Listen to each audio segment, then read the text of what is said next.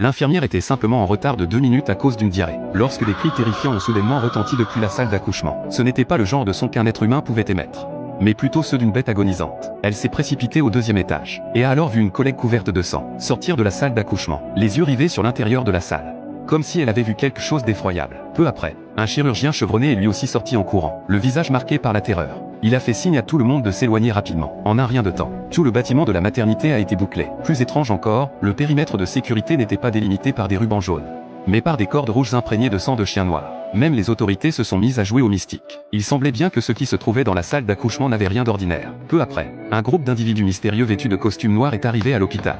Ils se sont dirigés tout droit vers la salle d'accouchement envahie par une odeur de sang, mais à peine quelques secondes après y être entrés, certains d'entre eux en sont ressortis, le visage livide. La police, à court de solutions, a fini par faire venir un camion lourd pour évacuer de la salle d'accouchement une chose à l'aide d'une immense cage en fer. Pendant le transport, de la sang-feu coulait sans cesse de la cage en fer, et sous le tissu noir, on n'entendait que les cris perçants d'un nourrisson. Personne ne savait ce que contenait exactement cette cage. Personne ne savait où on l'avait emmenée. La seule chose certaine, c'est que tous les membres du personnel médical présent ce jour-là ont mystérieusement disparu du jour au lendemain. 40 ans plus tard, sur une chaîne de télévision intitulée « La ligne de l'horreur », un homme se faisant appeler Chris a appelé le plateau en direct. Le récit de Chris était glaçant. Un après-midi, il y a de nombreuses années, il jouait au football avec 6 camarades de classe sur la colline derrière l'école. Il a envoyé le ballon en bas de la pente d'un coup de pied. Jeune, il s'est porté volontaire pour descendre seul le récupérer. Mais au pied de la colline, il a découvert une mystérieuse petite maison qu'il n'avait jamais vue auparavant. Sa curiosité a pris le dessus sur sa peur. Chris s'est faufilé par l'interstice de la porte. Mais à peine quelques minutes plus tard, il en ressortit, livide, en titubant et en roulant sur lui-même,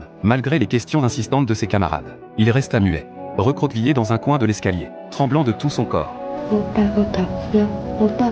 Les camarades appelèrent précipitamment le directeur, accompagné d'un groupe de personnes. Celui-ci suivit Chris jusqu'à la petite maison. À l'instant où la porte s'ouvrit, le directeur, pourtant habitué à tout voir, se figea sur place. La scène qui s'offrait à lui dépassait tout ce qu'il avait jamais pu imaginer. Depuis lors, le directeur est tombé gravement malade, et gît à l'hôpital dans un état végétatif, sans conscience. Cette expérience terrifiante, sans début ni fin, a instantanément fait monter la tension dans le studio de diffusion, et le directeur des programmes a immédiatement flairé l'opportunité de générer du trafic.